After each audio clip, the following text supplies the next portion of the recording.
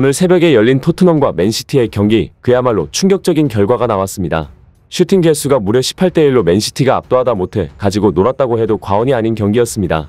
이 결과가 특히나 충격적인 이유는 토트넘의 홈경기였다는 것인데요. 토트넘은 그동안 홈에서 맨시티를 상대로 5연승을 기록했고 맨시티는 단 하나의 득점도 기록하지 못했습니다.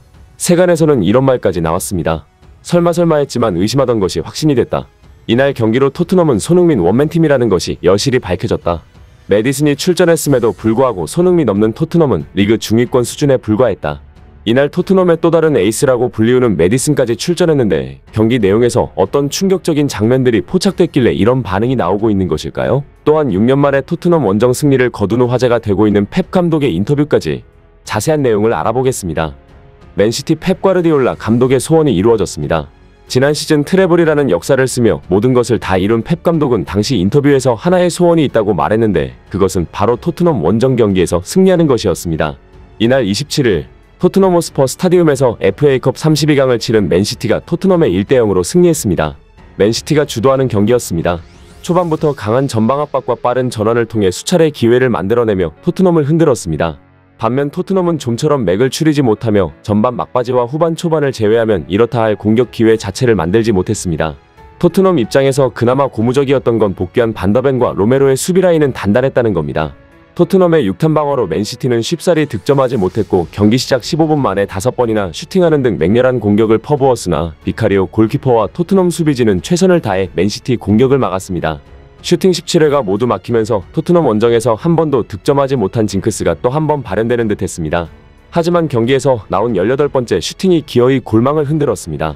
후반 43분 더브라위너가 올린 코너킥을 비카리오가 쳐냈으나 이것이 판더벤을 맞고 골문 가까이에서 튕겼고 이를 수비수 네이선 아케가 집중력 있게 골로 연결시키며 맨시티의 승리로 경기는 끝났습니다. 맨시티는 토트넘 호스퍼 스타디움 개장 이후로 5경기에서 5패 7실점을 내주는 동안 한 골도 넣지 못했는데 2019년부터 이어져온 악연이 마침내 끝맺음되는 순간이었습니다. 반면 토트넘은 이번 시즌도 지긋지긋한 무관에 그칠 가능성이 높아졌습니다. 리그컵에서 풀럼에 패하며 첫 경기부터 짐을 쌌는데 FA컵에서도 맨시티에 탈락하면서 이제는 리그밖에 대회가 남지 않았습니다. 여러가지 통계가 증명하듯 냉정히 말해 토트넘이 리그에서 우승할 확률은 5% 이하입니다. 사실상 17년째 무관에 돌입하게 되는 것입니다. 무엇이 문제였을까요? 사실 경기를 돌이켜보면 토트넘은 점유율 43%를 기록했는데 맨시티를 상대로 이 정도 점유율이면 나쁘지 않은 수치였습니다. 하지만 역시 문제는 손흥민이 없는 토트넘 공격진의 퀄리티였습니다. 이날 토트넘은 히샬리송 원톱에 베르너와 브레넌 존슨, 쿨루셉스키를 공격 2선에 배치했는데 진짜 손흥민의 영향력이 이 정도였나요? 라는 물음이 나올 정도로 처참했습니다. 영국 스카이 스포츠의 전문가들은 이렇게 분석했습니다. 손흥민이 없는 토트넘은 골을 못 넣는 것만이 문제가 아니었다. 공격 전개부터 되질 않았다. 손흥민의 간결한 원투 패스를 보다가 흐름을 끊는 클루셉스키와 히샬리송의 플레이를 보니 탄식이 나왔다. 손흥민이 내려와서 원터치 패스로 풀어주는 게 이렇게나 중요했던 것이다. 그 말 그대로였습니다.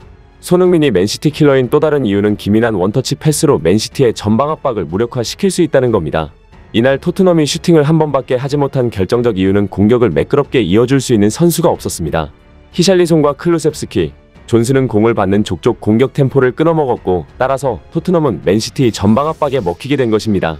이런 상황에서 후반전 메디슨이 교체 투입되자 토트넘 하스퍼 스타디움의 팬들은 열광했습니다. 메디슨이 들어오면 공격이 잘 풀릴 수 있을 것이라 기대한 겁니다. 하지만 결과는 다소 충격이었습니다. 메디슨은 경기가 끝날 때까지 공을 단 6번밖에 터치하지 못했고 결국 꼴찌에서 두 번째로 낮은 평점을 받으며 토트넘의 경기는 마무리되고 말았습니다. 몇몇 팬들은 그토록 공격의 윤활유 역할을 잘해주던 메디슨이 왜 갑자기 무색무취 선수가 되어버린 것이냐며 절망적인 반응을 보일 수밖에 없었는데요. 이에 대해 일각에서는 메디슨은 애초에 부상 복귀 전이었고 공을 6번밖에 못 잡았다. 잘할 수 있는 환경이 아니지 않느냐라고 반문했지만 전문가들의 시각은 달랐습니다. 전문가들은 메디슨의 부진에 대해 눈여겨봐야 할 것은 공을 6번밖에 잡지 못한 근본적인 원인이라며 몸이 올라왔냐 안 올라왔냐의 문제가 아니라고 말했습니다. 스카이 스포츠 전문가들은 다음과 같이 분석했습니다. 메디슨의 복귀전에서 확실해진 것 한 가지는 손흥민 없는 토트넘은 큰일 났다는 것이다. 메디슨은 잉글랜드에서 보였던 문제점들 그대로 드러냈다. 토트넘과 맨시티의 경기를 자세히 보면 다이렉트한 패스를 주무기로 삼던 메디슨은 압박의 뒤로 물러나기만 했다. 시즌 초반에는 측면이든 중앙이든 다양한 공격 지원 능력을 보여줬던 메디슨이었는데 복귀전이라는 것을 감안해도 존슨과 클루셉스키와 다르지 않아 보였다. 이것은 바로 손흥민의 부재와 직결된다. 손흥민은 측면에 있던 중앙에 있던 수비를 달고 다니며 공격의 윤활유 역할을 하고 경기 내내 더미런을 시도하며 팀원에게 공간을 창출해준다. 손흥민은 상대 지역에 있는 것 자체만으로 수비 2명 이상의 신경을 거슬리게 만든다. 결국 손흥민의 이러한 능력은 팀의 볼순환에 매우 결정적인 역할을 한다. 그로 인해 메디슨은 손흥민이 창출한 공간에 들어가서 자유롭게 플레이할 수 있었던 것이다. 하지만 손흥민이 없는 상황에서는 이런 환경이 주어지지 않았고 결국 메디슨도 무색무취의 선수가 될 수밖에 없었다. 이것이 손흥민이 없는 토트넘은 리그 중위권 수준이라는 증거이다 라고 전했습니다. 토트넘 네임드 현지 팬은 이런 반응을 보이기도 했습니다. 그냥 지금까지 손흥민 혼자 패스하고 슈팅하고 크로스하고 수비 끌고 다니고 골 넣고 다 했던 것이었다. 존슨, 히샬리송, 클루셉스키, 메디슨 다 합쳐서 손흥민 절반만 했어도 충분히 해볼만 했겠네. 한편 포스테코글루 감독과 펩 감독의 반응도 눈길을 끌고 있는데요. 먼저 포스테코글루 감독은 경기 직후 인터뷰에서 정상권 팀과의 힘든 경기였다. 우리는 열심히 뛰었지만 너무 늦은 시간에 실점하고 말았다. 맨시티가 우리보다 나은 팀이었다며 패배를 인정했습니다. 그러면서 맨시티전 홈 5연승이 깨진 것에 대해 우리는 이전 경기들처럼 중요한 순간에 맨시티를 힘들게 하려고 노력했지만 손흥민의 공백이 컸다고 말할 수밖에 없을 것이다. 손흥민이 없다고 해서 맨시티를 상대로 슈팅을 하나밖에 기록하지 못하는 팀이 되어선 안 된다. 우리는 계속해서 맨시티와 싸워야 하고 해결책을 모색해야 한다고 말했습니다. 반면 펩 감독은 좀처럼 득점이 터지지 않았다. 토트넘 원정에서는 항상 경기가 어려운 흐름 속으로 갔다. 하지만 손흥민이 없었기에 우리는 끝까지 라인을 올리고 공격적인 축구에 집중할 수 있었다라며 다음 목표는 손흥민이 있는 토트넘 원정에서 승리하는 것이다라고 농담을 하기도 했습니다. 경기가 끝난 후 토트넘 현지 팬들은 SNS에 몰려와 손흥민을 외쳤는데요. 그들은 아시안컵에 차출되어 있는 손흥민이 제발 빠르게 돌아오길 빈다며 이런 반응을 보였습니다. 손흥민과 38살까지 종신계약하자. 이 클럽은 미래가 없다. 손흥민 없으니 맨시티가 공격을 너무 편하게 하는 게 느껴지지 않아? 복제 기술을 만들어서 손흥민을 윙, 스트라이커, 공격형 미드필더 자리에 다 배치해야 한다. 오늘 경기를 보며 무엇보다 손흥민의 스피드가 그리웠다. 존슨은 EPL 속도 1위라는데 왜 이렇게 느린 거야? 이래서 제로백 빠른 게 제일 중요한 것 같다. 손흥민이 라인 부시면서 달리면 워커도 못 따라잡던데 그 말이 맞다. 손흥민 같이 한 번에 치고 달려나가는 초반 가속형이 얼마나 유니크한지 알 수 있는 부분이었다. 너무나 아쉽게도 손흥민은 이번 시즌도 토트넘에서 사실상 무관이 확정됐는데요. 그런 의미에서 정말 이번 아시안컵은 손흥민에게 매우 중요한 대회일 것입니다.